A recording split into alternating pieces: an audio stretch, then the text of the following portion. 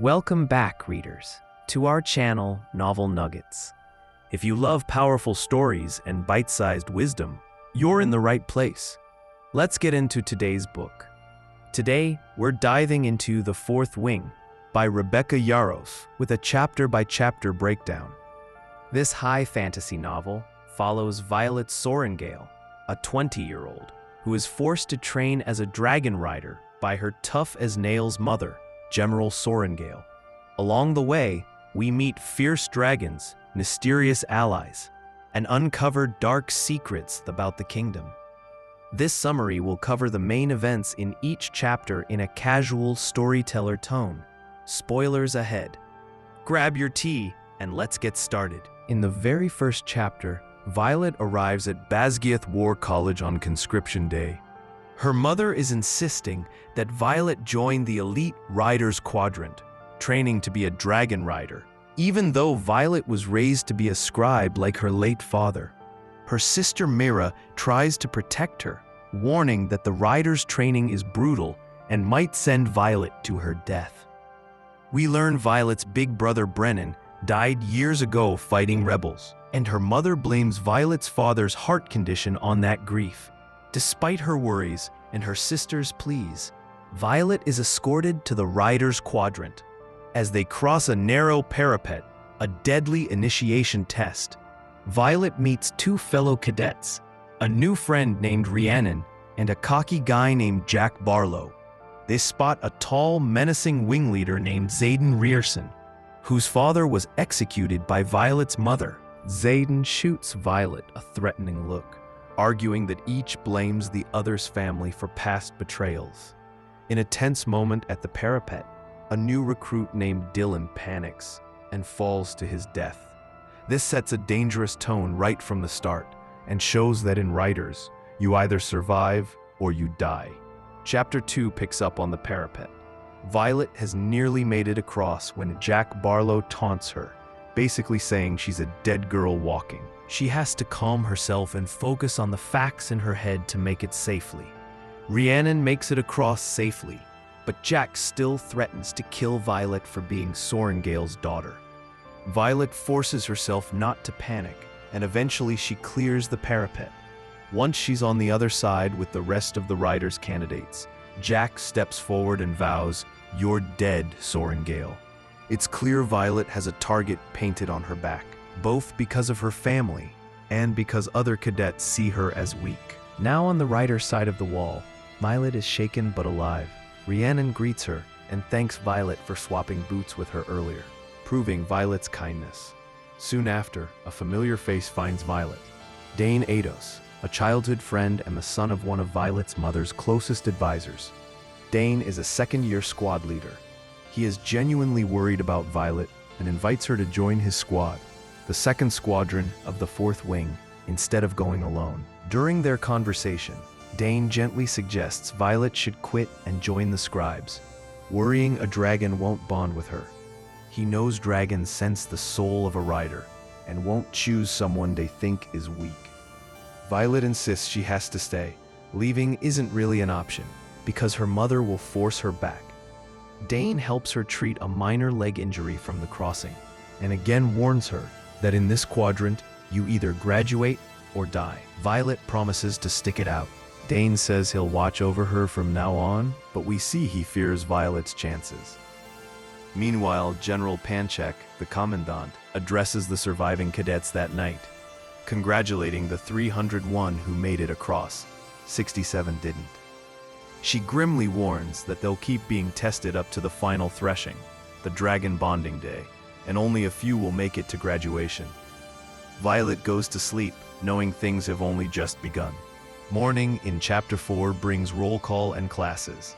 Captain Fitzgibbons reads a death roll of those who died overnight or during training, a sign this place is lethal. Violet gets her schedule for academic classes. Only one daily battle strategy class and the rest is sparring and training. Today's big news is squad assignments. The riders' quadrant is divided into 4 wings, each with 3 sections of 3 squads.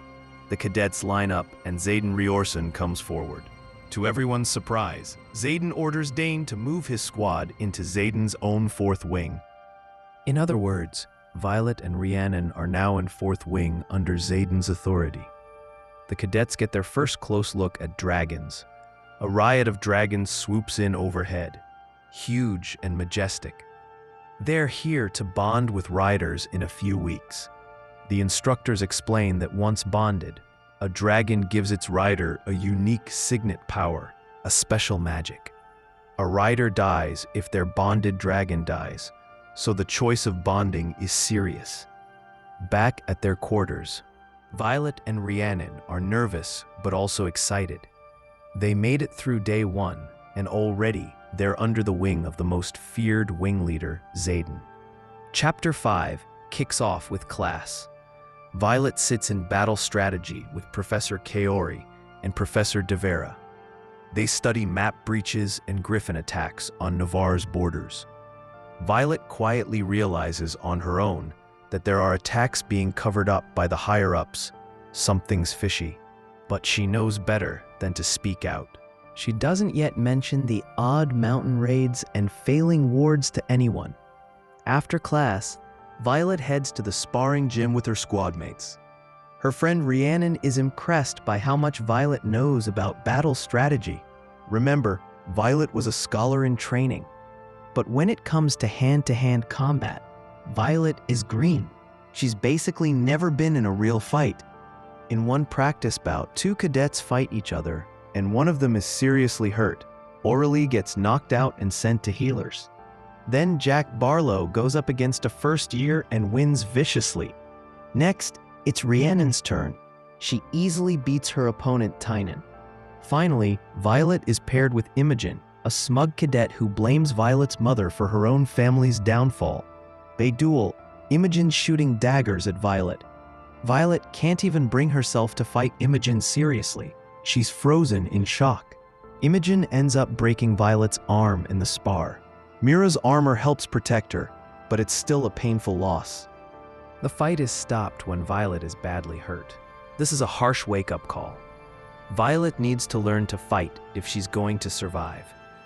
Chapter 6 has Violet limping down to the healer's quadrant after the sparring accident. Healers can repair any injury, and even note that healing itself is one of the rarest and strongest signet powers. In fact, Violet's brother Brennan was a healer.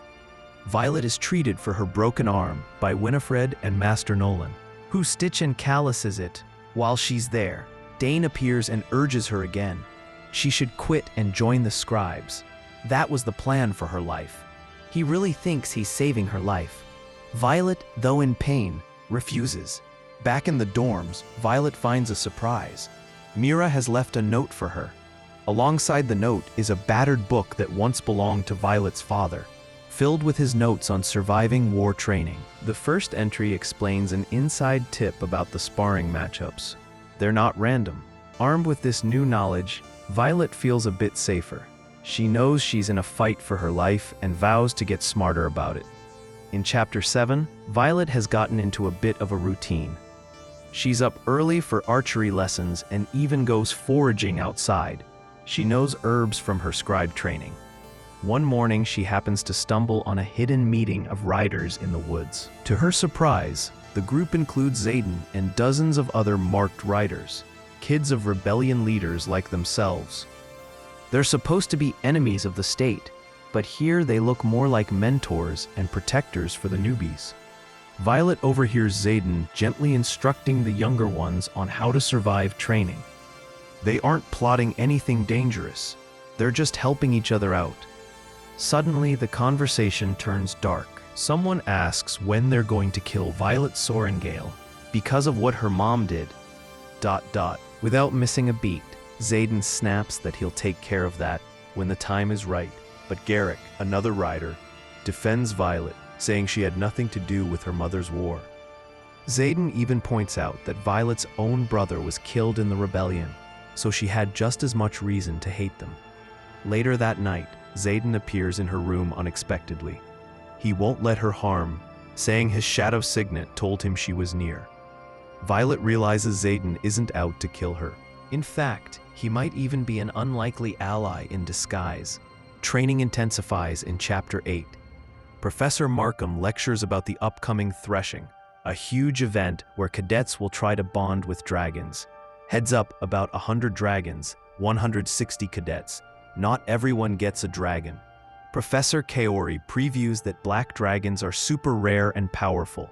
Only 2 exist, and one's been riderless for years. Intriguingly, she mentions a legendary former rider, Naolin, who tried to resurrect the dead and burned herself out. She said Violet is smart like Naolin, and dragons sometimes pick souls, not just strength. This pep talk makes Violet hopeful. That afternoon, sparring continues. Xaden himself is appointed to fight in place of an injured cadet. But for Violet's own fights, she takes cues from Xaden's advice. She uses herbs and poison to weaken opponents beforehand.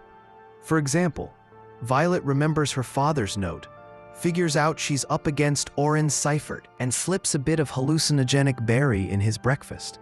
During the match, when Orin starts hallucinating, Violet easily disarms him and wins. Next match, she even uses some powdered root to tame another opponent. By September, Violet has won several fights, much to everyone's surprise. Jack Barlow is watching this all unfold, and he doesn't like it, since Violet is an enemy in his eyes. Overall, Violet is learning that her brains, her knowledge of plants and sly tricks can keep her alive. It's Violet's turn to spar against Xaden himself. She's terrified. Xaden is a fearsome wing leader, and she's painted as his enemy. To everyone's shock, Xaden enters the ring casually and fights gently. During the match, Xaden actually gives Violet pointers and appears to stop early so she can win. Dane is furious that Xaden isn't taking it seriously. Afterward, Dane tries to convince Violet again to leave the Riders. He even talked to Professor Markham about letting her switch. Violet explodes. She's sick of Dane doubting her. The crush of having Dane keep trying to protect her when she wants to prove herself frustrates her. But she also recognizes Xaden's rare kindness. He's protecting her in a way. Violet decides to stick to her guns and stay. It's time for the gauntlet in Chapter 10. This is a brutal obstacle course on a cliff face, with 5 ascents, each testing different skills. The whole squad lines up to attempt it one by one. Xaden points out during roll call that their squad is the only one that hasn't lost a person yet. When Violet climbs, everything seems fine until a dragon flies overhead and startles one cadet. Unfortunately, Aurelie, who's distracted, loses her grip and falls off the cliff. The next day, Aurelie's name is read on the death roll. She's the first casualty of the gauntlet training. Violet volunteers to carry Aurelie's gear down for the burn ritual. As she's hiking back, she sees Xaden, Garrick, and Bodhi on a secret run. Xaden dismisses them so he can talk to Violet alone. He asks why she didn't just climb and suggests she should have faith. "You've got everything you need to do the gauntlet," he tells her. He means her smarts and courage, not just raw strength. That conversation steals Violet's confidence. Chapters 11 to 14 feature the threshing, the event where dragons choose their riders. This is the moment that separates cadets who will live from those who might die. Violet ventures into the valley where dragons roam, and she encounters danger when Jack Barlow and his allies plan to kill a small golden dragon they see as weak. In a stunning turn of events, Violet bonds with not one, but 2 dragons, something that hasn't happened in centuries. First is Ternenak, or Tern, a massive, legendary black dragon, a Morning Star tail behemoth who hasn't chosen a rider in years. Second is Andarna Ram, or Andarna, the golden feather-tail dragon Violet tried to protect. Tan's previous rider died, trying to resurrect someone during the rebellion. This double bond makes Violet unprecedented and even more of a target. But there's another complication. Tern is mated to Scale, the navy blue dragon bonded to Xaden Riorson. Because their dragons are mates, Violet and Xaden now share a psychic connection. They can sense each other's emotions and communicate telepathically. The two enemies are now bound together, whether they like it or not.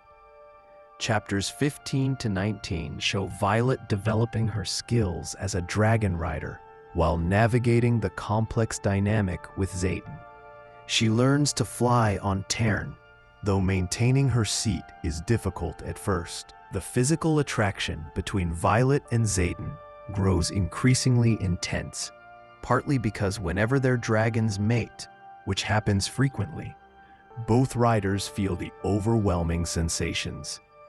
Dane kisses Violet during this period, but she realizes she no longer has romantic feelings for him. Her heart is pulling toward Xaden, despite the danger he represents. The threats against Violet escalate. One night, a group of unbonded cadets breaks into her room to kill her. Oren, one of the attackers, chokes her. Suddenly, everything in the room freezes except Violet. This is when she discovers Andarna's secret power.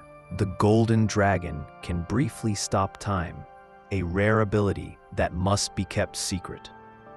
Xaden bursts in and executes Violet's attackers, protecting her life.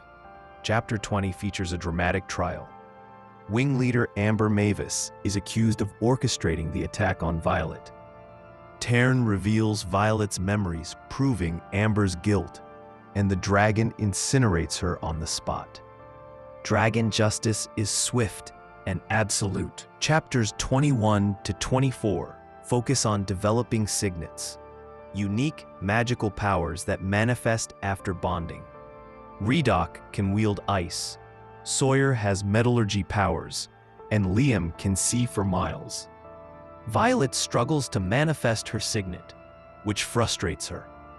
During a sparring match where wielding is forbidden, Jack Barlow breaks the rules and attacks Violet with his power. She defends herself by using oranges. Jack is deathly allergic, causing him to collapse. Violet refuses to execute him while he's unconscious, showing mercy even to her worst enemy. The relationship between Violet and Xaden intensifies. They share their first real kiss, and the chemistry is electric. But Xaden pulls away emotionally, refusing to commit to anything beyond physical attraction. He's still hiding secrets, still bound by his past. Violet, unwilling to be just a physical conquest, withholds further intimacy until Xaden is honest about his feelings. Chapter 25 begins Squad Battle, a competition where first years must complete missions without their squad leaders. Violet's team must find something that would be most advantageous to their enemies. Using strategic analysis of her squad's various signets, Violet leads a daring mission to break into her mother's office. What they discover is shocking. General Sorengale has been hiding intelligence about ward failures and the increasing number of casualties at the borders. The leadership of Navarre is concealing critical information about the war. Chapters 26 to 27 introduce another challenge. Violet visits an outpost called Montserrat, where her sister Mira is stationed. She witnesses firsthand the reality of the failing wards and constant raids that the leadership denies.